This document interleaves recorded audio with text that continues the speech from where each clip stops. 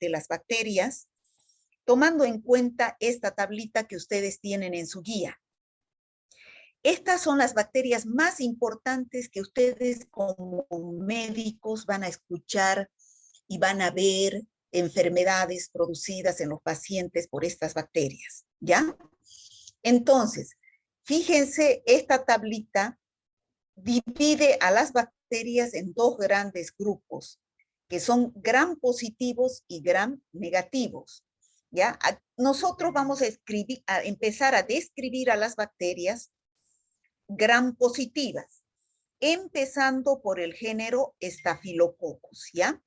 Empezando por el género Staphylococcus. La próxima clase veremos el género Streptococcus. La otra entraremos a bacilos gram positivos y así sucesivamente a lo largo de todo el semestre terminar con esta tablita y después empezar con las bacterias que no se tiñen por la tinción de gram. Ahora, ahí están la clasificación de las bacterias.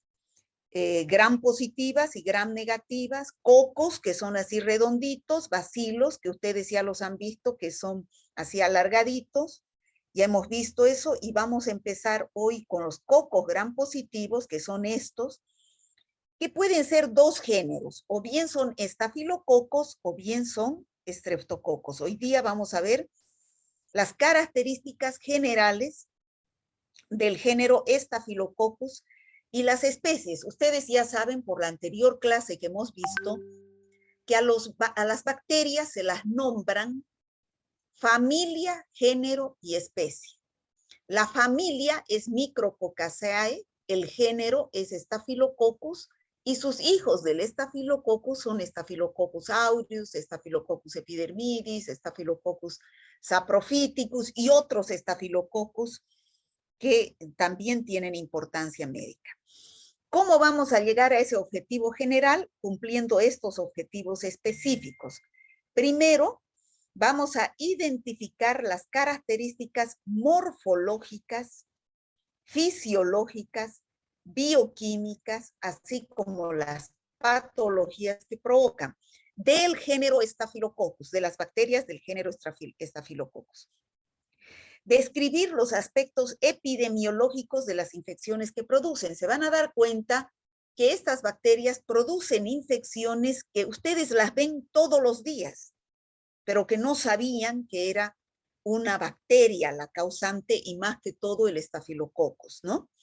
Y describir los métodos microbiológicos de diagnóstico que se utilizan. Es decir,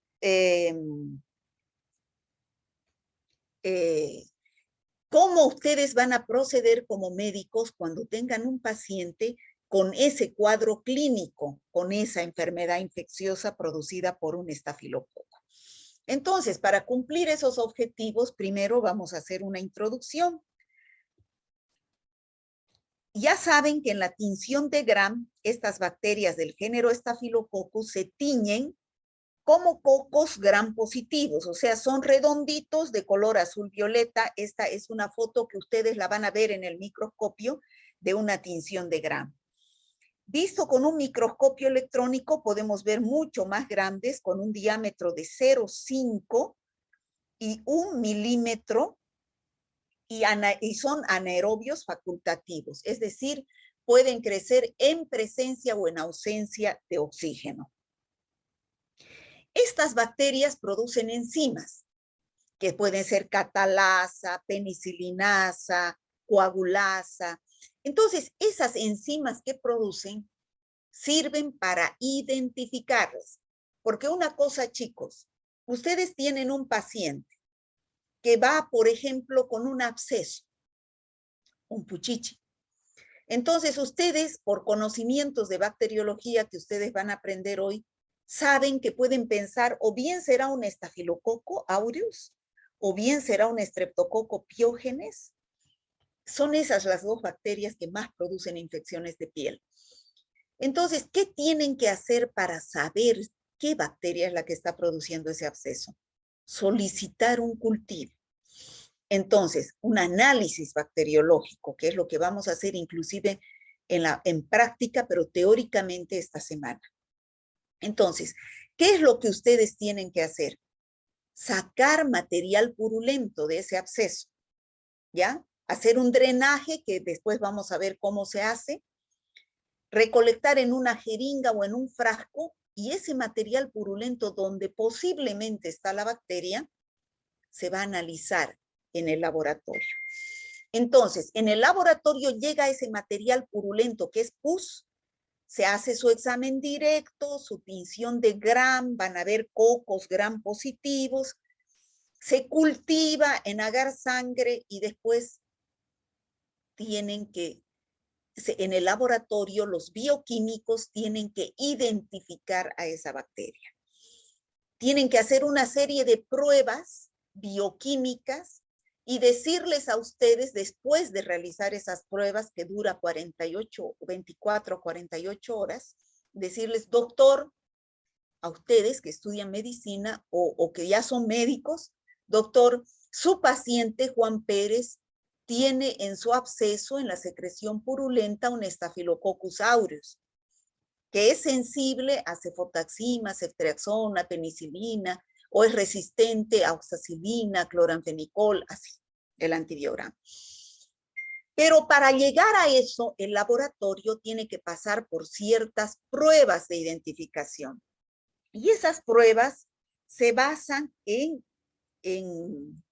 las pruebas estas de laboratorio que tienen los estafilococos, que producen enzimas, que producen toxinas para poderlos identificar.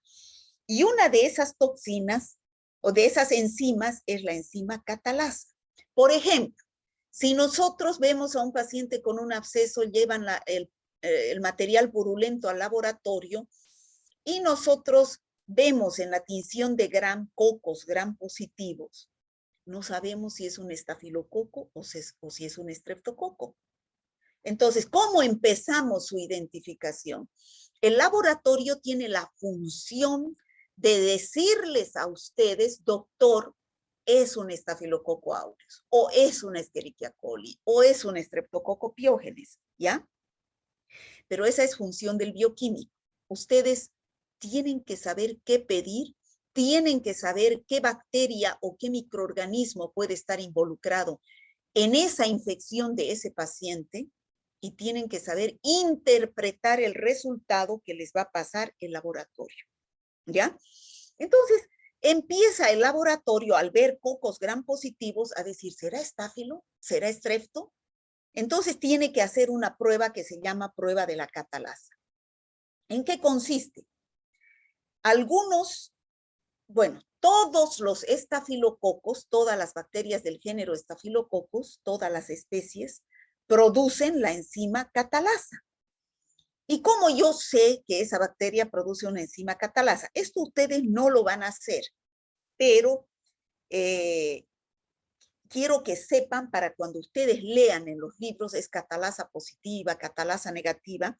Cuando vean catalasa positiva, sepan que se trata de un Staphylococcus o de un Micrococcus. Y cuando lean catalasa negativa, sepan que se trata de un Streptococcus o un Enterococcus. ¿En qué consiste eso? En el laboratorio se coloca un portaobjetos con una gotita de peróxido de hidrógeno, ¿ya? De agua oxigenada, común. Y con un asa de platino voy a tener mi colonia de la bacteria que ha crecido y que yo quiero saber si es estáfilo o estrepto. Con un asa agrego una colonia y la diluyo en este agua oxigenada o peróxido de hidrógeno.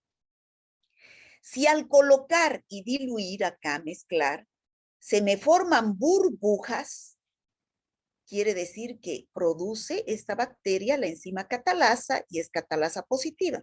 Entonces, ¿es un Staphylococcus o es un Micrococcus? Si no produce nada de burbujas, es un Streptococcus o Enterococcus. En eso se basa el laboratorio para decir es un estáfilo o es un estrepto. Pero hasta aquí solamente al hacer la prueba de la catalasa, el laboratorio va a decir, ¿es un estáfilo o es un estrepto?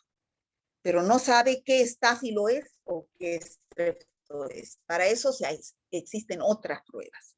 Entonces, los estafilococos pertenecen a la familia Micrococaceae. Esa familia tiene dos géneros, micrococos y estafilococos, que dan la prueba de catalasa positiva, y las especies son del género Staphylococcus, que nosotros es el que vamos a estudiar hoy, las más importantes. Son más de 35 especies, pero nosotros vamos a estudiar solo 3. Staphylococcus aureus, Staphylococcus epidermidis y Staphylococcus saprophyticus. Ya son más de 35 especies. Nosotros solo vamos a estudiar 3. ¿Por qué recibe el nombre de Staphylococcus? Estáfilo quiere decir racimo, forma de racimos cuando se agrupan. Y cocus quiere decir que son cocos de forma redondita. O sea, que tienen forma de racimos de uva esta es una terminología griega.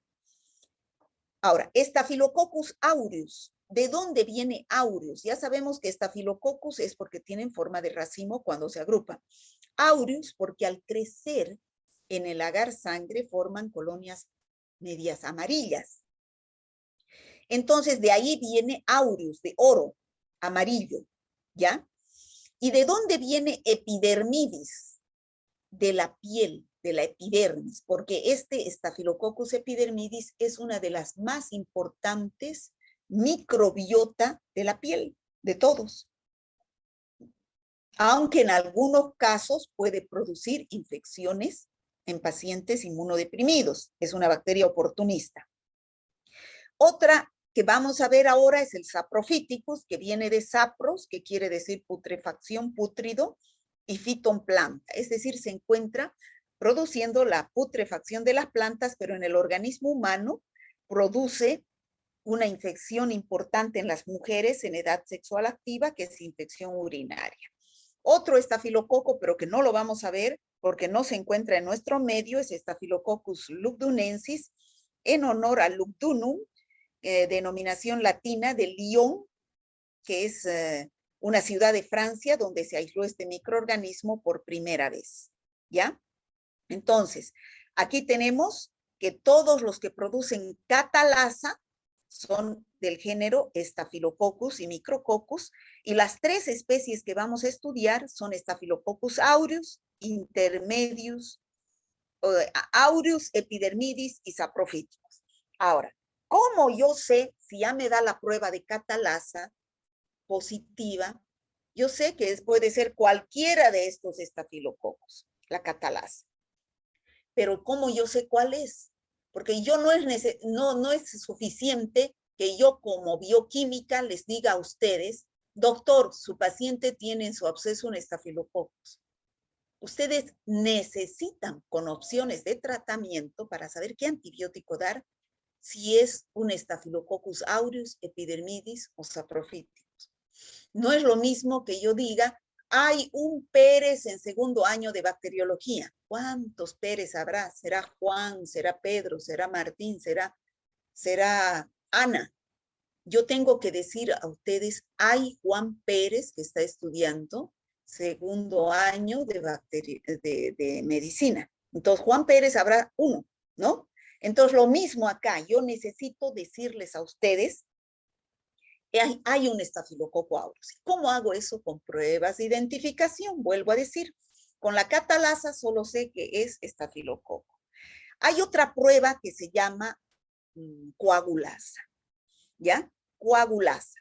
¿Qué quiere decir? Que algunos estafilococos producen la enzima coagulasa y otros estafilococos no producen la enzima coagulasa. A los que producen la enzima coagulasa se llaman coagulasa positivos y dentro de esos están aureus, intermedios, icos. De estos solamente vamos a estudiar el Staphylococcus aureus, que es el más importante. Los que no producen coagulasa son todos estos, la mayoría, y se llaman Staphylococcus coagulasa negativos, de los cuales solamente vamos a estudiar el epidermidis y el saprophyticus. ¿En qué consiste esta prueba? Yo sé que a ustedes no lo van a hacer porque no son bioquímicos, son médicos, pero siempre van a escuchar ustedes en los congresos, en las charlas, en los libros, en los informes de laboratorio, es un estafilococo coagulasa negativo. Entonces, ustedes no pueden aprender de memoria coagulasa negativo, habían sido todos estos. No, ¿por qué? Porque en el laboratorio han hecho una prueba utilizando plasma sanguíneo de cualquier paciente, plasma sanguíneo. Ustedes saben qué es el plasma, ¿no es cierto? Es la parte líquida de la sangre. Yo le saco sangre a un paciente X para hacer un hemograma y lo utilizo también para hacer la prueba de la coagulasa. Centrifugo esa sangre, saco a un lado los glóbulos rojos, que son los eritrocitos, glóbulos blancos, plaquetas, y me quedo con el plasma. Plasma es la parte líquida que se observa así amarillita. Eso utilizo para hacer esta prueba. Y coloco con un asa también colonias del estafilococo que yo quiero identificar. Lo dejo incubando 24 horas en la estufa y al día siguiente voy y veo qué pasó. Si yo al sacar el tubito veo que hay un coágulo, quiere decir que ese estafilococo ha producido la enzima coagulasa. Entonces puede tratarse de cualquiera de estos de acá, ¿ya? Pero si yo veo que no se ha producido un coágulo, que está así líquido el plasma como antes, entonces se trata de cualquiera de estos de acá. Entonces ya los he dividido en dos a los estafilococos. Siguen en el laboratorio los bioquímicos haciendo más pruebas para identificar cuál de estos es. Pero eso a ustedes no les interesa porque ustedes ya no van a escuchar eso. Lo que van a escuchar es catalasa positivo, coagulasa positivo. ¿Ya? Para que sepan de dónde salen esos nombres en los libros. ¿Está claro, chicos? ¿Hasta ahí? Sí, doctora. Sí, doctora. Sí, doctora. Sí, doctora. Bueno, ahora recién vamos a entrar en materia para ver qué enfermedades, que es lo que a ustedes les interesa, producen estas bacterias. Bien facilito. Fíjense, estas bacterias son patógenas, es decir, productoras de diversas infecciones que vamos a ver a continuación, porque producen proteínas extracelulares como toxinas. Producen toxinas estas bacterias que van y enzimas que hemos visto, catalasa, coagulasa, penicilinasa, que tienen función de producir enfermedades. También tienen proteínas en su superficie que son antígenos que se adhieren a las células a las cuales están infectando. Entonces, ¿por qué es que producen enfermedades? ¿Qué toxinas producen estas bacterias? Bueno, producen citotoxinas para las células, que pueden ser alfa, beta, gamma. Producen una toxina específica que produce una enfermedad que ustedes ya van a ver en los recién nacidos. Gracias a esta toxina, que es la toxina exfoliativa, se produce el síndrome de la piel escaldada, que van a ver adelante. Producen enterotoxinas, es decir, que si yo me como alimentos contaminados con estafilococo, va a ser capaz de producir estas entero, quiere decir intestino, sustancias tóxicas para el intestino, que me va a producir diarreas, náuseas, vómitos. Produce también otra toxina, como la toxina 1, que produce el síndrome del shock tóxico. También produce otras enzimas, como ser coagulasa, catalasa, hialuronidasa, fibrinolicina, penicilinasas. Bueno, que son, como ya hemos visto, la coagulasa, la catalasa, sirven para identificar. La hialuronidasa destruye el ácido hialurónico de las células, del tejido. Luego tenemos la fibrinolicina, que destruye el fibrinógeno y lo convierte en fibrina. La penicilinasa, chicos, ustedes han visto ya en antibióticos. Algunas bacterias producen enzimas como las beta-lactamasas y una de ellas es la penicilinasa. ¿Qué función tiene eso, chicos, las bacterias que producen estas beta-lactamasas? En Inhibición de resistencia a los antibióticos. metalactámicos. da resistencia a los antibióticos beta-lactámicos. O sea, si yo tengo un estafilococo que produce penicilinasa o beta-lactamasa, no puedo tratar para esa infección con ningún antibiótico beta-lactámico. ¿Por qué? Porque esta enzima va a ir a destruir el anillo beta-lactámico de esos antibióticos inactivándolos, ¿ya? Entonces, de acuerdo a la epidemiología, ¿dónde están estas bacterias? ¿Son microbiota de nosotros? ¿Son patógenos por excelencia? Algunas veces sí y otras veces no. Todas las personas, si nosotros nos hacemos un hisopado de nuestras manos, de nuestra piel, tenemos Staphylococcus coagulasa negativos. O sea, sobre todo Staphylococcus epidermidis, ¿ya? Tenemos en nuestras manos como microbiota. O sea, podemos decir que este es un oportunista, el Staphylococcus epidermidis sobre todo, ¿ya? Staphylococcus aureus puede encontrarse en las mucosas. ¿Dónde? En la mucosa nasal, en la mucosa, también en la piel. Se ha visto que 15 a 30% de adultos sanos son portadores de Staphylococcus aureus en nasofaringe. O sea, si nosotros somos 100 personas, digamos, y yo les digo, a ver, vamos a ver cuántos somos portadores de Staphylococcus aureus en nuestra nariz. Le saco un hisopado nasal y siembro en un agar sangre y identifico que 15 a 30% de ustedes sí tienen Staphylococcus aureus. Puede que viva ahí libre la bacteria sin producir daño, es microbiota, pero ¿en cuáles es importante? En el personal de salud. El personal de salud es un personal que está yendo a tratar enfermos. Y los enfermos, ustedes saben que son pacientes inmunodeprimidos, ¿no es cierto? No tienen buenas defensas.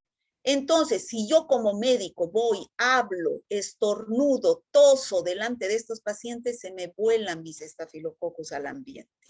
Y pueden aspirar mi paciente inmunodeprimido y puede darle una neumonía grave. ¿Ya? O si yo no me lavo las manos y voy a cambiarle una sonda al paciente, entonces mis estafilococos, ya sea epidermidis o aureus, voy a contaminar la sonda y voy a introducir a la vejiga y le puedo producir una infección urinaria. O un catéter que yo esté cambiando y no uso guantes igualmente y no me lavo las manos, no uso guantes, puedo estar introduciendo a su torrente sanguíneo un Staphylococcus aureus, ¿ya? Entonces, las bacterias del género Staphylococcus comportan un importante grupo de patógenos del ser humano. Además de ser microbiota, como hemos visto, pueden producir infecciones. ¿Dónde pueden producir infecciones? Son más importantes sobre todo el aureus en la piel. Vamos a ver, en los huesos, en el aparato genitourinario, y los Staphylococcus coagulasa negativos producen infecciones oportunistas, ¿ya? ¿Qué infecciones producen? ¿Por qué los estudiamos nosotros, ustedes que van a ser médicos, a estas bacterias? El Staphylococcus aureus produce infecciones cutáneas. Vamos a ver ahorita como carbuncos, foliculitis, impétigo, infección de heridas, que son infecciones de piel. También estas son infecciones donde el estafilococo ingresa a través de una heridita, de una microherida o de un granito o de lo que sea a la piel y puede producir estas infecciones, pero la bacteria. Ahora, la bacteria también puede ingresar por medio de alimentos y producir toxinas. Por ejemplo, si yo me como una torta que tiene crema de leche, que está contaminada con estafilococos. Entonces, me como una torta con estafilococos y ese estafilococos va a producir su entero toxina y me va a producir una intoxicación alimentaria, ¿no? O el síndrome de la piel escaldada, que es la que les he dicho, gracias a su toxina exfoliativa, que en los recién nacidos produce esa enfermedad, o el síndrome del shock tóxico, que vamos a ver posteriormente cómo es. El estafilococo epidermidis hemos dicho que es flora de piel, pero si yo no me lavo las manos, no uso guantes, no utilizo desinfectantes como personal de salud, Puedo llegar a producir infecciones oportunistas como bacteremias, que pueden llegar a ser endocarditis, infección de las heridas quirúrgicas, del tracto urinario cuando manejo sondas, infecciones oportunistas por los catéteres. Y el Saprophyticus produce una infección en mujeres urinarias, en mujeres en edad sexual activa. O sea, son varias las infecciones. Vamos a empezar a describir al Staphylococcus aureus, que es el más importante. Esta es una tinción de Gram, chicos, de un material purulento. ¿Todos entienden lo que es material purulento? ¿Chicos? ¿Que viene de la pus? Pus. Material purulento es pus. ¿Todos saben lo que es pus? Sí, doctora, lo que Sí, se doctora. drena de las heridas. Sí, doctora. Eso, ese es el material líquido que drena de las heridas, eso es pus. Cuando ustedes vean pus, chicos, en una herida, eso es infección. Ya sea producida por un estáfilo, por un estrepto, por un clostridium, por una pseudomonas, pero eso es bacteria. Hay que dar antibiótico, ¿ya? Siempre que haya pus, es infección. Signo de pus es infección de piel. Entonces, si yo agarro un poquito de ese material purulento y coloco en un portaobjetos y lo tiño con la tinción de Gram, voy a ver así los coquitos Gram positivos en este material purulento que puede estar con eritrocitos, que son estos, ¿no? Con sangre, o puede haber también leucocitos, pero aquí veo los cocos Gram positivos, ¿ya? Esta es una bacteria anaerobia facultativa, ya hemos dicho que puede crecer en presencia o ausencia de oxígeno en la estufa. Puede producir enzimas como la coagulasa, ya hemos dicho que coagula el plasma, catalasa, que produce oxígeno en el agua oxigenada, y es inmóvil, no tiene flagelos. Ya hemos visto que está ampliamente distribuido en todo el mundo. Tenemos en las fosas nasales, en la piel. De cada 3 personas, una se encuentra colonizada con esta bacteria y puede producir diversas infecciones, desde las más benignas hasta las más graves, que las vamos a citar a continuación, gracias a enzimas y a toxinas que hemos citado anteriormente. Todas pueden producir esta bacteria, que es el Staphylococcus aureus, puede producir infecciones en diversas partes del organismo humano, como las que estamos citando a continuación. ¿Ya? Vamos a ver primero las infecciones que se producen por acción de las toxinas que estas bacterias producen. O sea, toxinas quiere decir por medio de las, por acción indirecta. O sea, no es que la bacteria ingrese, no es que la bacteria misma produzca la infección, sino es la toxina que la bacteria produce al ingresar. ¿Cuáles son las toxinas más importantes? Ya hemos dicho, las enterotoxinas. Al ingerir alimentos con esta toxina que es termoestable, es decir, que no se elimina al cocer. Entonces el paciente va a empezar a tener una infección, una intoxicación alimentaria con vómitos, diarrea, cólicos, pero es benigna esta infección. Dura 24 horas y se va sin necesidad de dar antibiótico.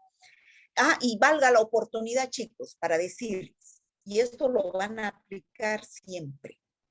¿Quién no tiene diarrea alguna vez en su casa? ¿No? Entonces, no dar antibióticos cuando hay diarreas, ¿ya? No dar antibióticos cuando hay diarreas. Eso dice la Organización Mundial de la Salud. ¿Por qué? Porque la diarrea es un cuadro autolimitado.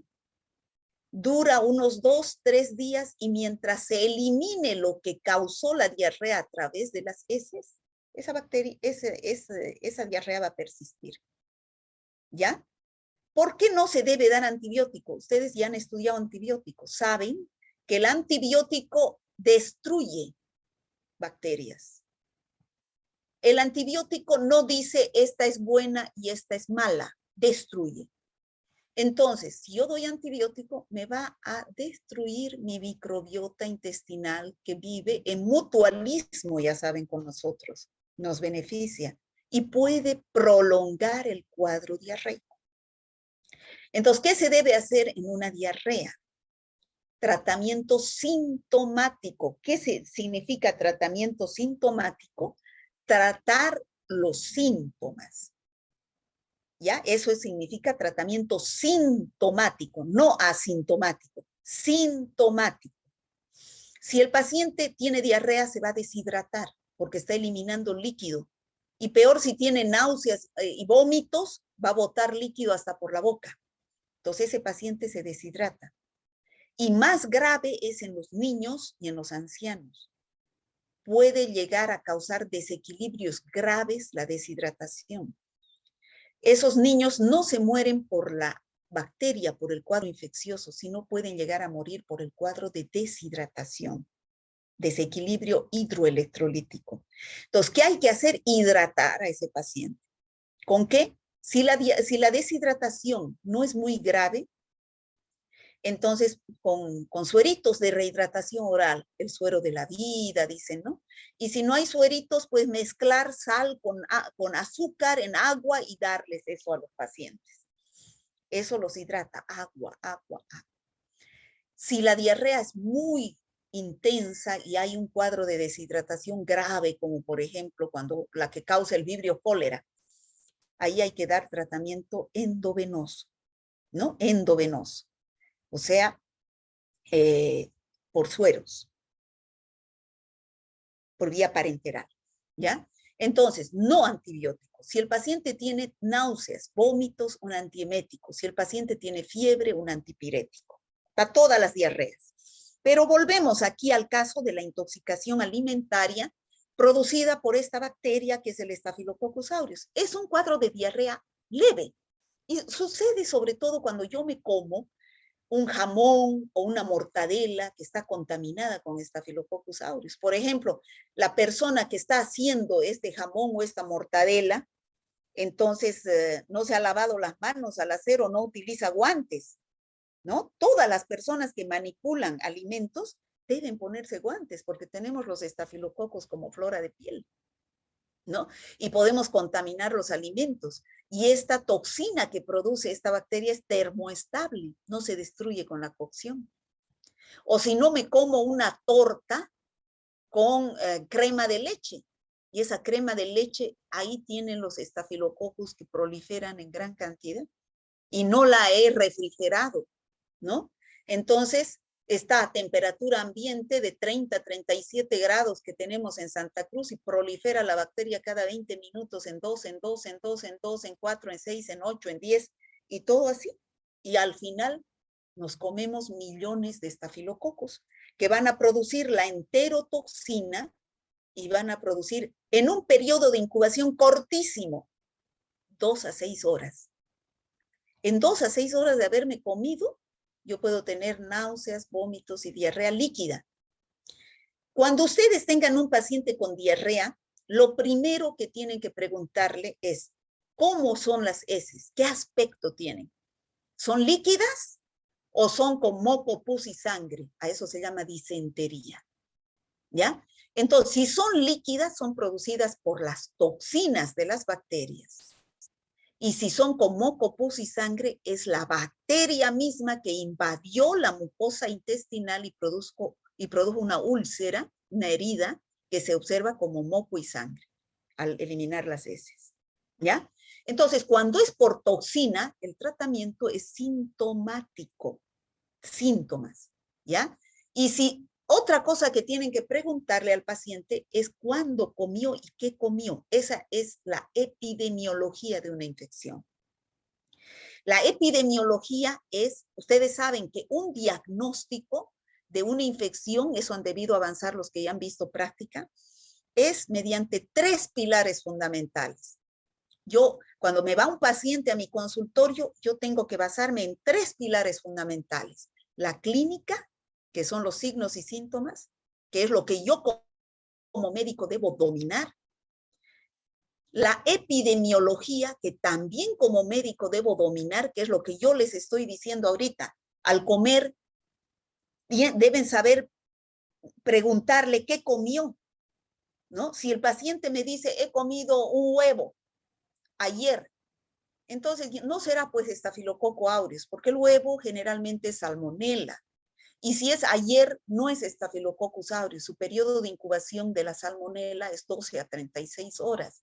Entonces, muy importante el periodo de incubación que ustedes han aprendido la anterior semana. Tiempo que transcurre desde que ingresa la bacteria hasta que se presenta el primer síntoma. De todas las enfermedades, ustedes tienen que saber, de todas las bacterias, tienen que saber para poder deducir y tener idea. Entonces, la epidemiología es el segundo pilar fundamental. Saber el cuadro epidemiológico, por dónde ingresa, cuál es la edad del paciente, cómo es el mecanismo de transmisión para poder deducir y tener un diagnóstico presuntivo, una idea de qué puede tener el paciente. Bueno, y el laboratorio o métodos auxiliares de diagnóstico, ¿qué es lo que les vamos a enseñar acá? ¿Qué es lo que ustedes tienen que pedir a ese paciente? Para poder decir, el laboratorio les va a decir, mediante el análisis bacteriológico, les va a decir, doctor, es un Staphylococcus aureus. Doctor, es un Streptococcus pyogenes. Y mediante el antibiograma, usted puede hacer tratamiento con este antibiótico. ¿Ya? Esos son los tres pilares fundamentales: clínico, epidemiológico y métodos auxiliares de diagnóstico, dentro de los cuales está el análisis bacteriológico, que es el que nosotros enseñamos en esta materia. ¿Me he dejado entender, chicos? Sí, doctora. Doctora. Ya. En Así es, todas doctora. las enfermedades es lo mismo. Tres pilares fundamentales: clínica, epidemiología y laboratorio en este caso. ¿Ya? Bueno, además de esa intoxicación alimentaria, ¿qué otras enfermedades produce por toxinas? Ya dijimos el síndrome de la piel escaldada, que creo que tengo una mejor foto acá, es esta, debido a la toxina exfoliativa que en los recién nacidos se produce una descamación de la piel, una infección tóxica producida por la toxina exfoliativa del Staphylococcus aureus, ¿no?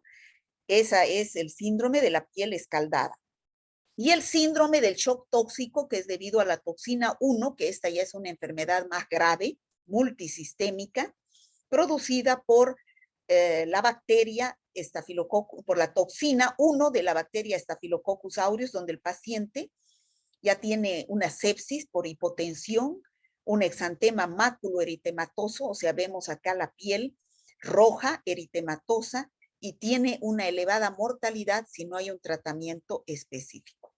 Esas son las tres enfermedades más importantes producidas por toxinas, es decir, por acción indirecta del Staphylococcus aureus. Ahora, también podemos decir por acción directa del Staphylococcus aureus, ya no es por acción de toxinas.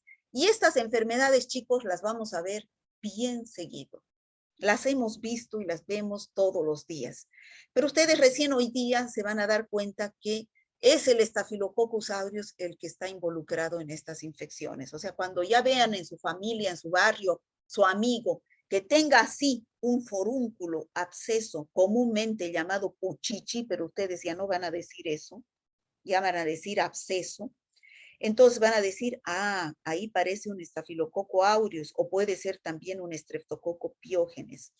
Cuando vean una foliculitis, que es una infección del folículo piloso, y aparecen así unos puntitos blancos en el lugar donde nace un vello, y si ustedes tienen que decir, a ver, sacaremos con jeringa aquí, hacer un drenaje, o aquí con jeringa, sacar material purulento, y mandar al laboratorio para un análisis bacteriológico, y el laboratorio nos diga qué bacteria es y con qué hacer tratamiento mediante el antibiograma.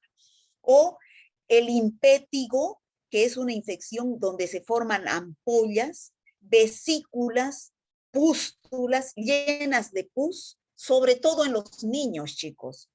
En los niños, alrededor de los orificios de la cara, no sé, estos son los forúnculos, ¿ya? Estos son los forúnculos, abscesos.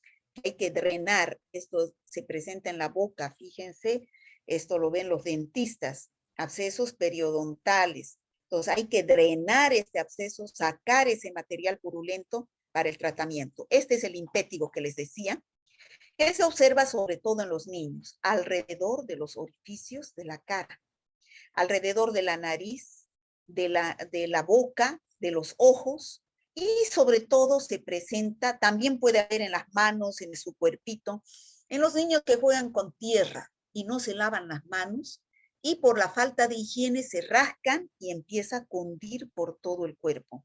¿Ya? Aquí está involucrado en estas placas eritematosas pustulosas, está involucrado el Staphylococcus aureus o el Streptococcus pyogenes, ¿ya? Fíjense, esto van a llevar más adelante en práctica en infecciones en piel o tejidos blandos. Esta es lo que ustedes ven acá. ¿Esto es pus o no es pus? Sí. No, esto es pus. ¿Esto es pus o no es pus? A veces se ven, ¿no es cierto?, unas vesículas así con material, con líquido transparente, o sea, es un líquido. Eso se llama vesícula. Y cuando ya se llena de pus, es pústula. Parece ampolla, Cuando doctor. está con... ¿Qué? ¿Cómo? O sea, que cuando está con líquido transparente se llama vesícula. Eso no podemos decir todavía que sea una infección, pero cuando se llena de pus, como hemos visto acá, así, amarillo, verdoso, entonces es un material purulento, se puede decir, es una pústula. ¿Me dejo entender la diferencia entre vesícula y pústula? Sí, doctora. Por favor, esos términos son nuevos, ustedes van a aplicarlos toda su vida. Piel eritematosa. ¿Qué significa piel eritematosa? Roja, ¿ya? Roja. Pero también se entra más adentro, además de producir infecciones de piel, en piel, en epidermis y tejido celular subcutáneo, el Staphylococcus aureus también produce infecciones más adentro, en mucosas. Por ejemplo, si el Staphylococcus aureus ingresa hacia los pulmones, va a producir neumonía. Fíjense, los pulmones deberían ser así, limpiecitos. Si se llenan de material purulento, entonces es una neumonía donde el paciente empieza a expectorar estas secreciones de color amarillo verdoso. Entonces se dice una neumonía bacteriana, ¿ya? Se forman abscesos en los pulmones. En las meninges, produciendo meningitis, el líquido purulento, ¿no? O también puede producir sepsis o bacteremias, donde la bacteria por la sangre va a ir hacia otros órganos y va a producir, por ejemplo, a nivel de los huesos. Puede producir una infección, aquí tenemos pus en el hueso, se llama esto osteomelitis. Infección, si nosotros hacemos una cirugía y sacamos este material purulento, seguro que es Staphylococcus aureus, ¿no? O también pueden reunirse varios abscesos y formar carbunco estafilocócico. Generalmente esto ocurre, llamado también antrax estafilocócico. Son varios forúnculos o abscesos que se reúnen con varias bocas hacia el exterior. O también formar pus en las articulaciones, ¿sí? Perdón que la corte. ¿Antras? ¿Qué dijo que se llama? Antrax estafilocócico, porque hay también otro antrax que es producido por otra bacteria, que es el más común que vamos a ver cuando avancemos Bacillus anthracis, que es otra bacteria. Este se llama antrax o carbunco estafilocócico, ¿ya? O la artritis séptica. Esta es una articulación que se ha infectado con Staphylococcus aureus. Bueno, esas son las infecciones producidas por Staphylococcus aureus. ¿Algunas de esas, chicos, ustedes han visto alguna vez? Doctora, disculpe, ¿la osteomelitis puede darse en caso de que te quiten un tercer molar y se te infecte? Si se infecta el hueso, sí. Osteomelitis es infección del hueso.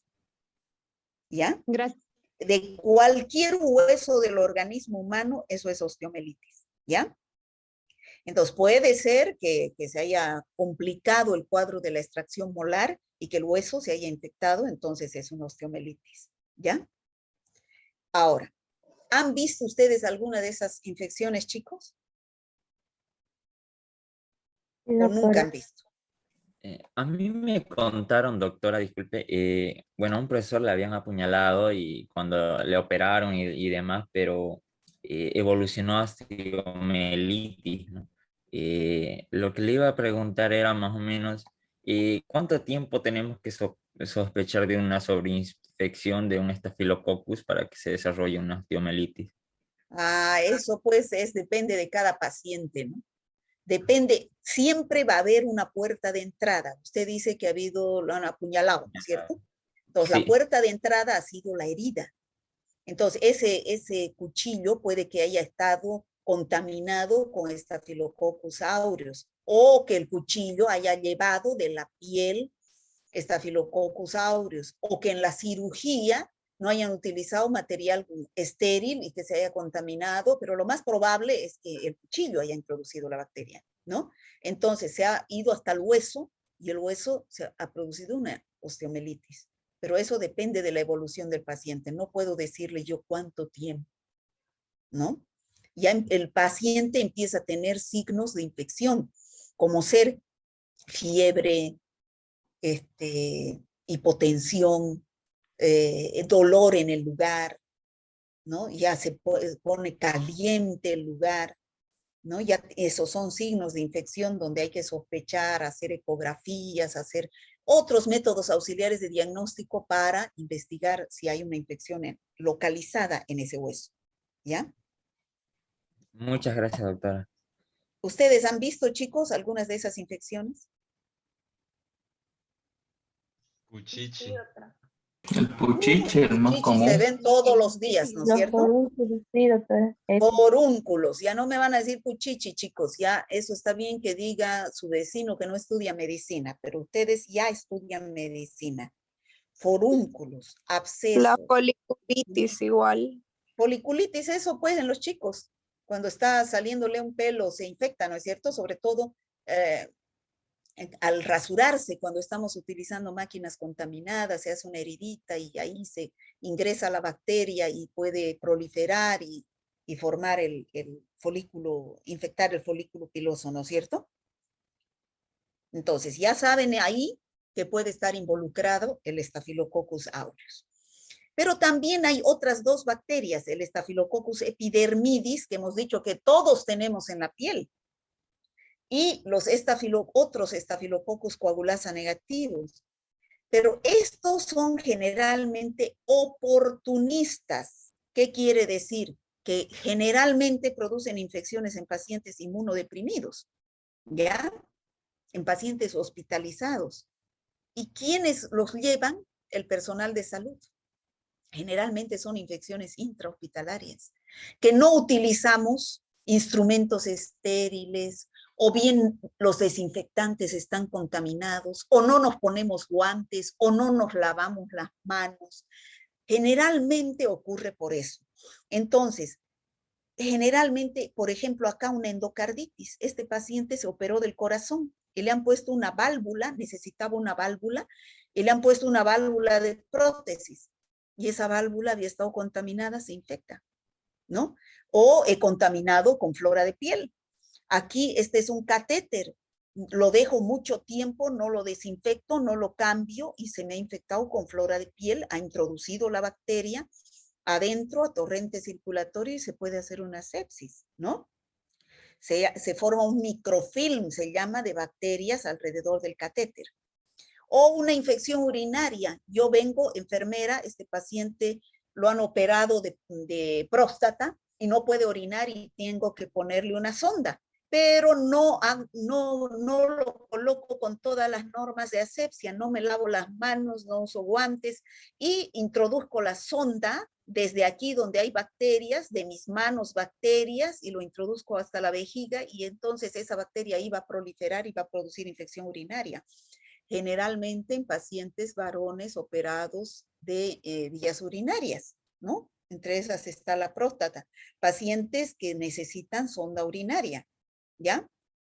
Pacientes que realizan diálisis.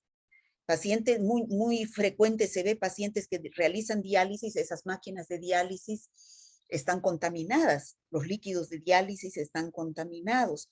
O infección de la herida quirúrgica, por ejemplo, me han operado a mí de apéndice.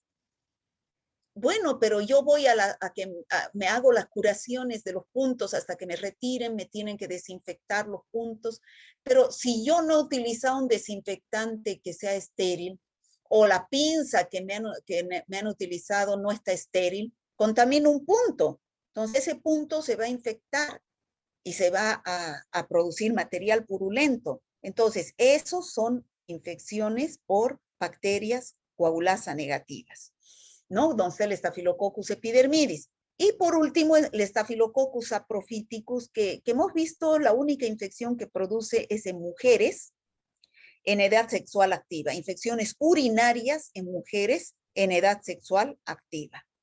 Bueno, entonces, ustedes esta semana van a ver o han visto ya algunos el análisis de laboratorio.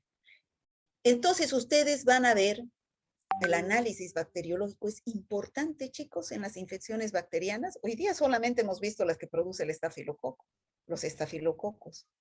¿Es importante que ustedes pidan un análisis bacteriológico o no? Sí, doctora. Importante, doctora. ¿Por qué? Porque así vamos a poder dar Para tener un tratamiento diagnóstico al completo. paciente. Hacer un tratamiento directo. Van a saber qué bacteria es, con nombre y apellido, género y especie, y van a saber con qué antibiótico ir al grano, ¿no? No es lo mismo un Staphylococcus aureus de Juan Pérez que un Staphylococcus aureus de Ana Suárez. No, vamos a ir directo al Staphylococcus aureus de Juan Pérez o de Ana Suárez, ¿no es cierto? Entonces, por eso es importante. Entonces, cuando yo tenga un caso de esas infecciones que hemos visto, tengo que pedir un cultivo, ya sea de secreción purulenta, si es una herida en piel, si es una sepsis en sangre, si es un esputo, va a ser, si es una neumonía, va a ser el esputo, si es una infección urinaria, va a ser la orina. Entonces, yo tengo que decirle, señora, queremos saber qué bacteria es para iniciar tratamiento. Vaya al laboratorio, que le saquen muestra, o lleve su muestra de esputo o orina al laboratorio, para que en el laboratorio empiecen con el análisis bacteriológico y nos puedan decir qué bacteria es. Y entonces van a hacer, en el laboratorio llega la muestra y empiezan a hacer todo el análisis bacteriológico que ustedes van a avanzar esta semana, empezando por el examen directo, siguiendo la tinción de Gram, cultivando a la bacteria y haciendo su identificación con las pruebas que ya dijimos, catalasa, coagulasa, manitol y todo eso, ¿no? Una vez que se toma la muestra, ustedes, si es material purulento, ustedes deben realizar esta toma.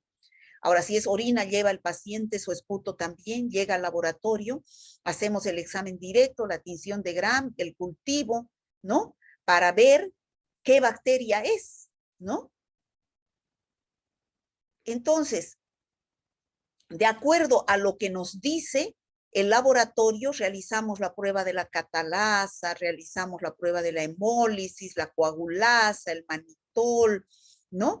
Diversas pruebas que esto chicos, yo les enseño a los bioquímicos. Yo enseño la misma materia, pero en bioquímica.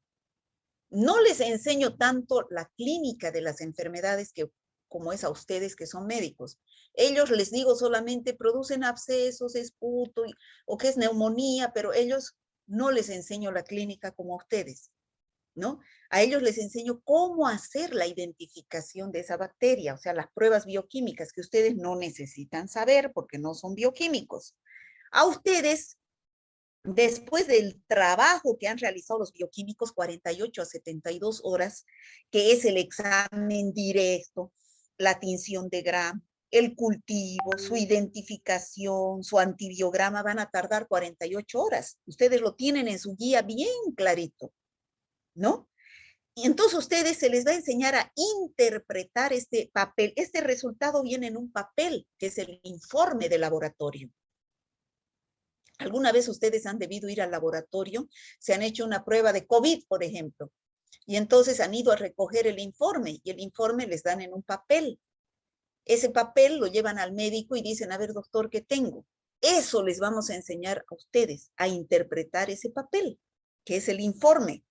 En este caso, por ejemplo, si hubiera sido un absceso, es material purulento lo que se ha sembrado, y ustedes van a pedir cultivo de material purulento, ¿ya? O de secreción purulenta. El laboratorio va a hacer un examen directo. Cuando ustedes vean que los leucocitos están más de 10 por campo, por ejemplo, 20, 25, 30, 40 por campo microscópico, significa que hay un proceso infeccioso. ¿Ya? ¿Por qué? ¿Quiénes son los leucocitos? Los glóbulos blancos. Son nuestros policías de nuestro organismo.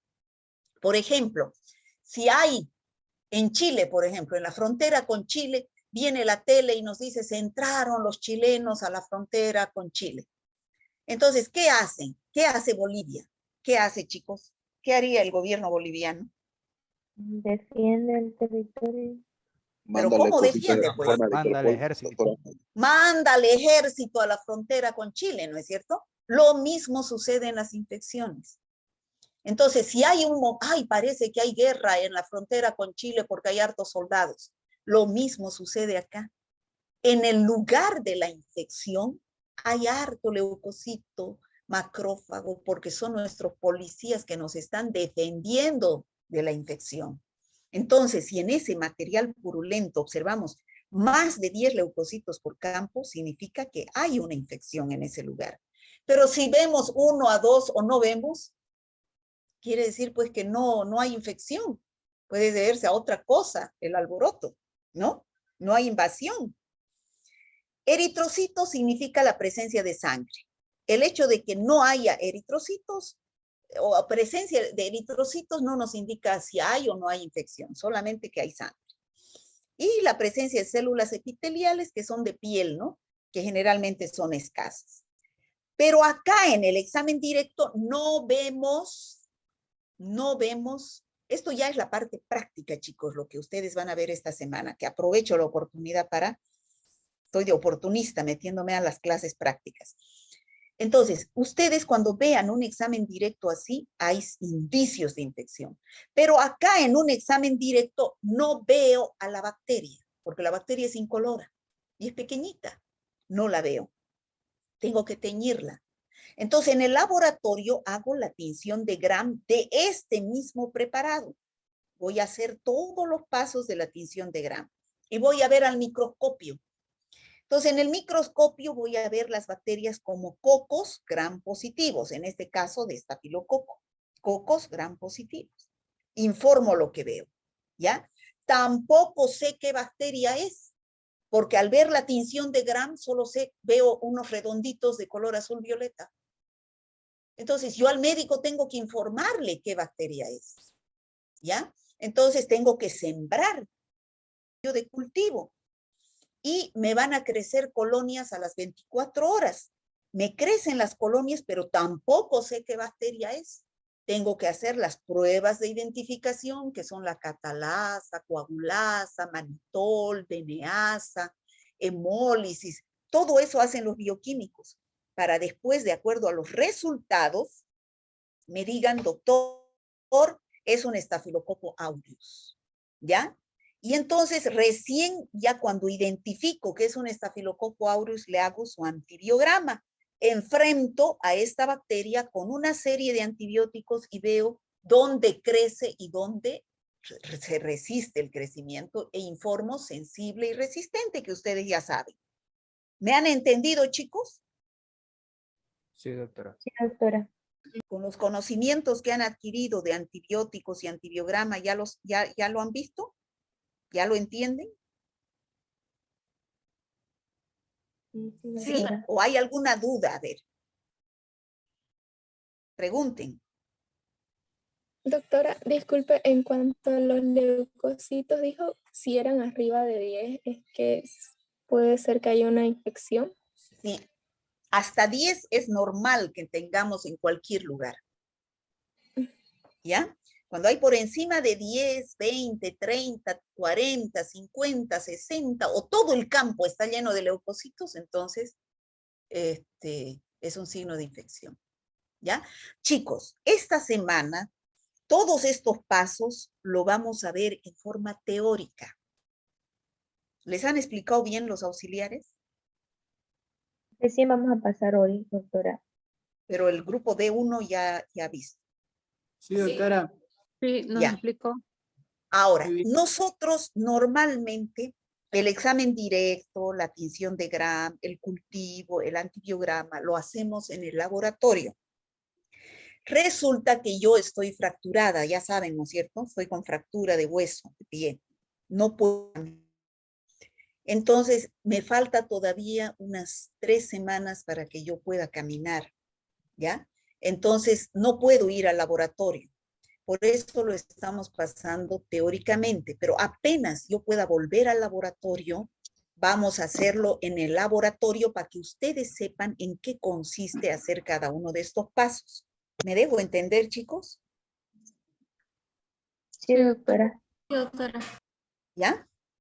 Bueno, entonces ténganme paciencia, por favor, que yo quiero explicarles esta parte, ¿ya? Pero en su guía está facilísimo cómo entenderlo, porque está hasta con dibujitos cómo hacer cada uno de estos pasos, ¿ya? Entonces, yo me he pasado a la parte práctica. Ahora, ¿cómo es la resistencia de estos estafilococos? Ya hay un 90% de resistencia a la penicilina. Esto lo han debido ver ustedes en antibióticos. Pero ¿por qué hay resistencia a la penicilina? Porque la mayoría de los estafilococos producen beta-lactamasa o penicilinasa, que inactiva el anillo beta-lactámico. O sea, cuando ustedes vean un puchichi, un absceso, un forúnculo o una foliculitis, ya no den penicilina, porque es resistente, ¿ya? Entonces, ¿qué hay que dar? Penicilinas semisintéticas, oxacilina, cloxacilina, flucloxacilina, esos son más sensibles, pero actualmente ya hay un 30-40% de resistencia. Entonces, ¿qué nos queda? Macrólidos. Vancomicina no lo aconsejo porque es muy tóxico, linezolid también. Entonces, es mejor a penicilinas semisintéticas o cefalosporinas de tercera, cuarta generación. Pero si es un MRSA, ¿qué significa MRSA? Staphylococcus aureus resistente a la meticilina. Meticilina es solamente, como se puede decir, ficticio, representativo. No quiere decir que sea solamente resistente a meticilina. Cuando ustedes tienen un MRSA, quiere decir que no pueden hacer tratamiento con ningún antibiótico beta-lactámico, sea carbapenem, sea penicilina, sea cefalosporina. MRSA es grave, chicos. Solamente nos queda vancomicina, macrólidos o linezolid, si es todavía sensible, ¿ya? Entonces, MRSA es grave, ¿ya? Ya hemos dicho 90% resistente a la penicilina por la producción de beta-lactamasa, pero aquí ya hay un 30% también MRSA, o 50% de MRSA, pero ya no es por producción de beta-lactamasa, ya es aquí por alteración de las TBP, ¿no es cierto? De proteínas ligadoras de la penicilina que ustedes lo han visto en mecanismos de resistencia. Entonces, actualmente hay estafilococos ya resistentes a vancomicina. En el mundo son pocos, pero todavía la vancomicina se puede decir que es sensible. En Bolivia no tenemos resistencia de estafilococos a vancomicina. Entonces, ¿cómo se debe hacer el tratamiento y prevención y control de estas infecciones? El foco de infección, por ejemplo, en el caso de un absceso, Se tiene que drenar. Un absceso drenado es absceso curado, se dice, ¿no es cierto? Si yo tengo un absceso, tengo que dejarlo madurar unos cuantos días. A veces revienta de por sí, pero es mejor drenar. Ahorita les voy a mostrar un video cómo hacer. ¿Por qué? Porque el absceso, chicos, está encapsulado el estafilococo y el antibiótico, por más que lo demos, a veces no penetra, no llega. Entonces hay que drenar, sacar ese material purulento para que pueda llegar el antibiótico, ¿ya? El tratamiento en el caso de las diarreas, ya hemos dicho, sintomático. La curación de las heridas, para que no se infecten, tienen que utilizarse desinfectantes frescos, ¿no? Estériles, ¿no? Lavarse las manos, el personal sanitario, utilizar material estéril, desinfectantes para evitar las infecciones. Bueno, en resumen, los estafilococos producen infecciones por multiplicación, tanto local como sistémica. Entonces, han dado de cuenta que los estafilococos producen infecciones locales, es decir, en piel, mucosas, pero también infecciones graves, como sepsis. Hay una infección gravísima que es la tromboflebitis del seno cavernoso, donde el paciente en 3 días se muere, ¿no? Hay otras infecciones que se producen por toxinas, ¿no? Que son la diarrea, el síndrome de la piel escaldada, y que son cepas ya resistentes a los antibióticos. Es necesario hacer un antibiograma. Entonces, ese sería el tema de hoy. Si tienen alguna pregunta, o yo les pregunto. ¿Cuál es la Doctora, morfología? disculpe. A ver, díganme. Disculpe, en el caso de cuando son las penicilinas resistentes, ¿se podría dar una amoxicilina más clavulánico? ¿O medicamentos beta-lactámicos más inhibidores de Se beta-lactamasa? puede, porque ¿qué función tiene el clavulánico? ¿Qué función tiene el clavulánico? El clavulánico, el sulbactán, el tazobactán, ¿qué función tiene? Son Inhibe las Inhibidores de Inhibidores. beta-lactamasas. Inhibidores de la beta-lactamasa. Si la bacteria, si el estáfilo es productor de beta-lactamasa, o sea, por mecanismo de resistencia por acción enzimática, entonces con un inhibidor de la beta-lactamasa, como el clavulánico, tazobactán, moxalactán, se puede hacer el tratamiento. Pero si es un MRSA, ninguno sirve, porque es otro mecanismo de resistencia, ¿no? Gracias, doctora. Hay la producción de un gen MK. ¿Hay alguna otra pregunta, chicos? Doctora, una preguntita. ¿Y si si la bacteria produciera cefalosporinasa, qué tratamiento se le pudiese? Bueno, si produce cefalosporinasa es más grave, ¿no? Porque Es son un resistentes. MRSA. Ajá. Estamos hablando de estafilococos ahorita. Estafilococos. Cefalosporinasa generalmente producen los bacilos gram negativos, ¿ya? Los estafilococos aquí serían MRSA, resistentes a todos los beta-lactámicos. Entonces ahí hay que buscar macrólidos, que son la segunda opción, eritromicina, roxitromicina, acitromicina, o vancomicina, las teicoplaminas, ¿no? O linezolid. ¿Ya? ¿Me he dejado de entender? Sí, doctora. ¿Alguna otra pregunta, chicos? Bueno, así facilito, repasemos. ¿Cuál es la morfología del género Staphylococcus? Cocos, basta que diga cocus, ¿no? Es cocos. Y en la tinción de Gram se observan como Gram positivos. Ahora, las especies del género Staphylococcus, ¿cuál es patógeno por excelencia? El El aureus. ¿Y cuáles son oportunistas? Epidermidis y saprofíticos. Epidermidis y saprofíticos. Ahora, ¿cuáles son las principales toxinas que producen los estafilococos aureus? Enterotoxinas, Cina 1, Cina 1, enterotoxinas, la exfoliativa, ¿no?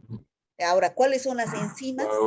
Catalasa, coprasa, hialuronidasas, ¿no? Penicilinas. Ahora, ¿cuáles son los principales cuadros clínicos que produce por acción directa? Furúnculo. En piel, ¿no? Forúnculos, impéticos, foliculitis. Sí, no, eso síndrome de la piel escaldada es por acción de toxina. Piel Indirecta, erimatosa. ¿no? Por acción directa son forúnculos, abscesos, en piel, ¿no? Y en tejido Tromboflebitis del seno cavernoso. Tromboflebitis del seno cavernoso. Después tenemos las osteomielitis, las meningitis, las neumonías, ¿no? Que producen endocarditis. Ahora, por acción indirecta están el síndrome, quiere decir por toxinas, está el síndrome de la piel escaldada, el síndrome del shock tóxico y está la intoxicación alimentaria. ¿Cuáles son las infecciones producidas por Staphylococcus epidermidis? Este es un oportunista, generalmente es en pacientes hospitalizados, ¿no? Están las sepsis, las bacteremias, están las endocarditis, están las, bueno, Infecciones urinarias en pacientes varones, adultos, ¿no? ¿Cuáles son las infecciones producidas por saprofíticos? Son infecciones urinarias en mujeres sexual activa. ¿Cuál es el tratamiento a seguir en infecciones producidas por género Staphylococcus? Primero, hacer la prueba de beta-lactamasa. ¿Ya?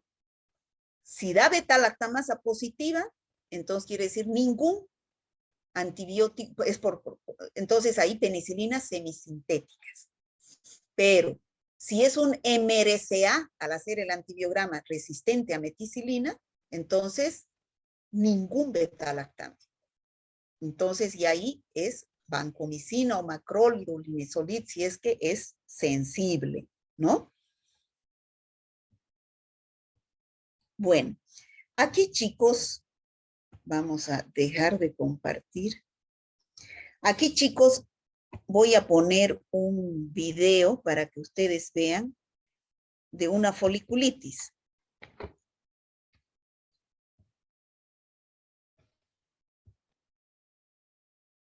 Los folículos pilosos, que son esos bolsillos pequeños que dan crecimiento al cabello, se infectan producto de bacterias, virus u hongos. Aunque la causa más común suele ser la bacteria Staphylococcus aureus. La afección suele manifestarse en forma de diminutos granitos de color blanco alrededor de uno o varios folículos pilosos, y sus síntomas varían según el tipo de infección. De esta manera, la foliculitis superficial puede provocar pequeñas protuberancias rojas o llenas de pus sobre los folículos pilosos, ampollas llenas de pus que se revientan y forman costras, piel enrojecida e inflamada y picazón o dolor. En tanto, la foliculitis profunda puede producir una gran protuberancia o masa inflamada, ampollas llenas de pus que se revientan y forman costras, dolor y posibles cicatrices una vez que la infección desaparece. Entre las formas superficiales es posible incluir a la foliculitis estafilocócica, un tipo común que se caracteriza por la comezón en cualquier parte del cuerpo, a la foliculitis delatina, que es causada por bacterias pseudomonas que prosperan en una amplia variedad de entornos, a la pseudofoliculitis de la barba, una infección que afecta a los folículos pilosos en la zona de la barba, y a la foliculitis pityrosporum, que resulta frecuentemente en los adolescentes y los hombres adultos. Por el contrario, los tipos de foliculitis profunda incluyen a la psicosis de la barba, que se da en hombres que han comenzado a afeitarse, a la foliculitis gram negativo, que suele desarrollarse cuando se está recibiendo un tratamiento prolongado para el acné, a la foliculitis eosinofílica, la cual se manifiesta en personas con HIV, y a los forúnculos y anthrax, que ocurren cuando la bacteria estafilococo infecta de manera intensa a los folículos pilosos. Si bien los casos de foliculitis leve no suelen generar complicaciones, sí resulta posible que una infección severa derive en diversas condiciones más o menos complejas que pueden ocasionar una serie de forúnculos que se hacen más grandes y más dolorosos con el paso del tiempo, cicatrices gruesas y con relieve, y hasta la caída permanente del cabello. A pesar de que la diabetes, la leucemia crónica, el trasplante de órganos y el VIH pueden mermar la resistencia, otras causas más comunes de foliculitis incluyen a la fricción al afeitarse, al uso de ropa ajustada, a la sudoración excesiva, a los tratamientos prolongados con antibióticos para el acné, a la obesidad, a las enfermedades inflamatorias de la piel, como la dermatitis o el acné, a las lesiones en la piel tales como las abrasiones o las heridas quirúrgicas, a los revestimientos en la piel como los vendajes de plástico o la cinta adhesiva, y a la exposición al agua caliente. Por eso, ante la aparición de algún síntoma, es importante que consulte a un dermatólogo, quien puede diagnosticar la foliculitis únicamente examinando su piel, aunque también resulta posible realizar una biopsia o enviar una muestra de una de sus pústulas a un laboratorio para determinar con mayor precisión la causa de la afección. Generalmente, los casos leves de foliculitis suelen desaparecer sin tratamiento alguno.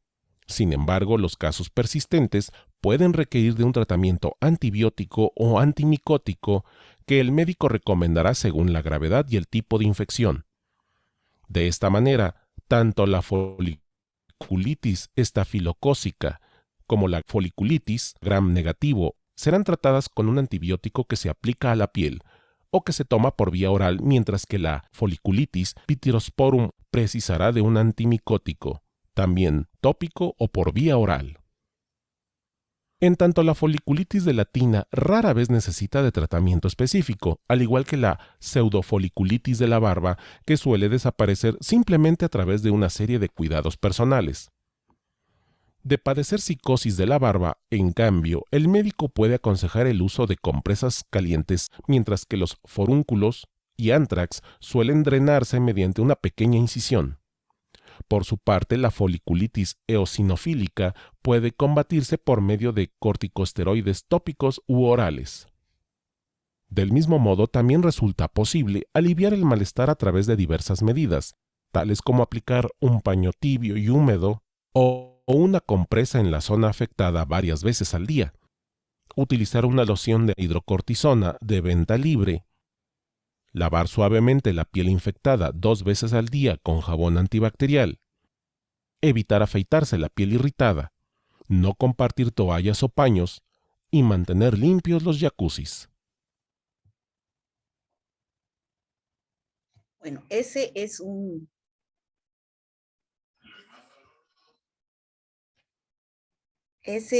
video de foliculitis. ¿Ha quedado más claro, chicos? Sí, doctora. Ese es foliculitis. Ahora, van a ver este otro de un absceso.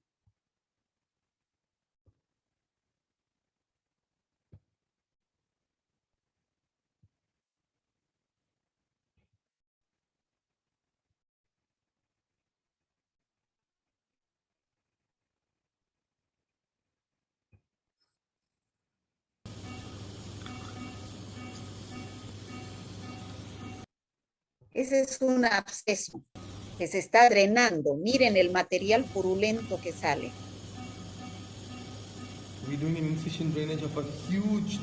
Ese es un tremendo absceso, ¿no? Eso es pus. Y yo les dije, absceso drenado es absceso curado. Y no se drena ese absceso, el antibiótico no llega porque está encapsulada la bacteria. Mire cómo en algunos casos gran cantidad de pus.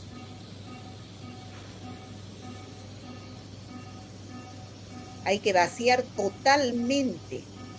Incluso en algunos casos se deja un drenaje para que salga todo el material purulento.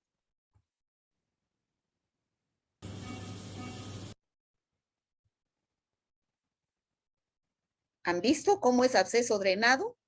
Doctora, ¿Sí? buenas tardes. Disculpe, ¿cada cuánto se tiene que drenar el absceso? Una sola vez, pues, porque una vez que se estrena el absceso, hay que sacar todo el material.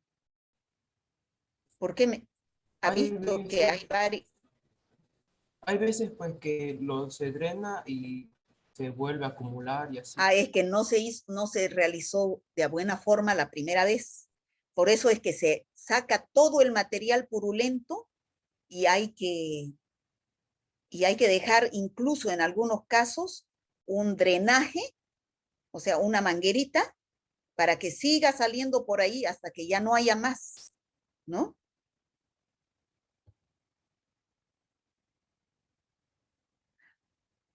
¿Han visto, chicos? Sí, doctora. Sí, doctora. Ahora, fíjense, ¿están viendo este otro? Sí, doctora. Toma correcta. Mano Fíjense, hábil. con un bisturí. Mango de bisturí con hoja montada, en toma segura. Mano no hábil, estirando piel de región a realizar incisión. Una vez el paciente con la anestesia local administrada, realiza incisión. Realiza incisión con bisturí en un solo sentido, tiempo y dirección. Ese material purulento. Con la ayuda de 2 gasas, proceda a comprimir el absceso para drenar contenido purulento.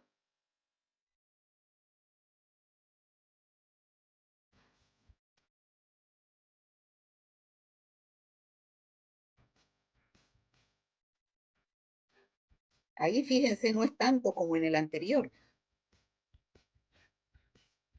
Realice aseo con abundante suero fisiológico. Hay que lavar inclusive después de sacar, de que ya no sale más, hay que... Introduzca un drenaje tipo Penrose con la ayuda de la pinza anatómica. Ese es el drenaje. Ese es un absceso en cuello, fíjense. Una vez dentro del drenaje, se debe fijar. Introduzca aguja en un borde de la herida y retírela en el centro.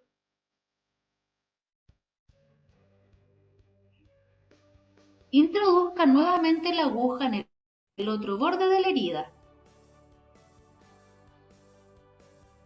Puncione el drenaje con la aguja de sutura y pase hilo por zona de punción.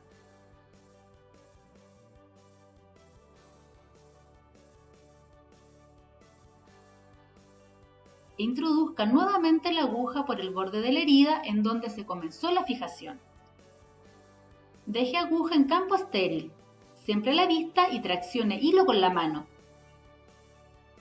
Realice 2 nudos con el portaagujas, verificando que el nudo baje derecho y firmemente con cuidado de no desgarrar tejidos.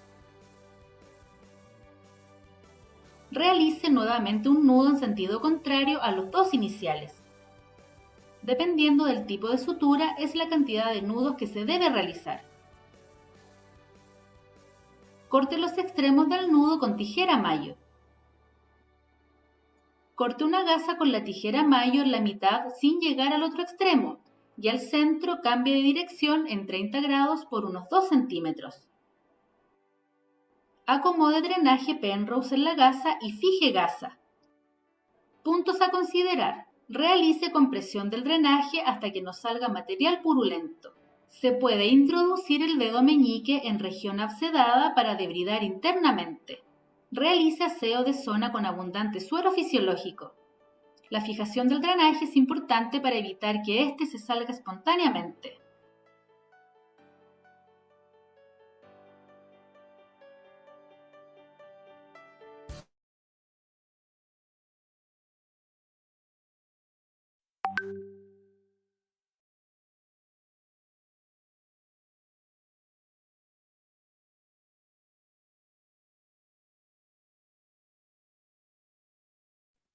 Yo estaba hablando solita con mi micrófono. Esto les he compartido, chicos, para que ustedes vean sobre todo la importancia del estudio de la bacteriología en la medicina, ¿no? Eso no lo van a hacer conmigo, ¿no? Los drenajes y todo eso, pero para que vean la importancia y la aplicación que tiene, saber el origen de eso es el estafilococo aureus o el estreptococo piógenes que vamos a ver la próxima semana. ¿Tienen alguna pregunta? No, no, doctora. ¿Está claro, chicos? Sí, doctora. Sí, doctora. Sí, doctora. Bueno. A ver, Ámbar, ¿está? Ámbar no asiste a clases. Presente, doctora. Presente. Ya. Ansieta, Presente, doctora. Arteaga, Presente, doctora. Ascarrús, Presente. Valderrama, Presente, doctora, estoy desde el dispositivo de mi compañero. Burgos, Chaya, Presente. Chambi, Presente, doctora. Chávez Mariel, Presente, doctora.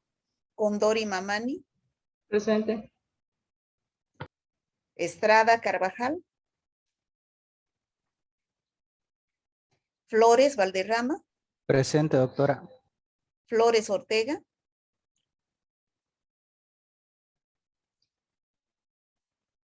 González Álvarez,